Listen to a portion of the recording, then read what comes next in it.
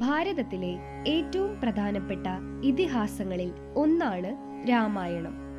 ഏകദേശം 24,000 ശ്ലോകങ്ങളുള്ള ഈ മഹാകാവ്യം രചിച്ചത് വാൽമീകി മഹർഷിയാണ് എന്നാണ് വിശ്വാസം. രാമായണം പ്രധാനമായും ശ്രീരാമന്റെ ജീവിത കഥയാണ് പറയുന്നത്.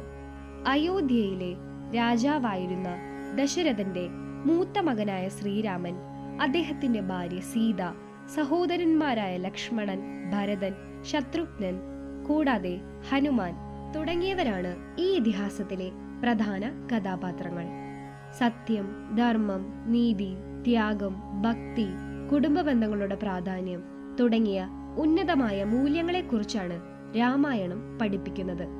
രാമന്റെ വനവാസവും രാവണൻ സീതയെ തട്ടിക്കൊണ്ടു പോകുന്നതും അതിനുശേഷം രാവണനുമായി നടന്ന മഹായുദ്ധവും ഒടുവിൽ രാമൻ അയോധ്യയിലേക്ക് മടങ്ങിയെത്തുന്നതുമാണ് ഇതിന്റെ പ്രധാന ഇതിവൃത്തം.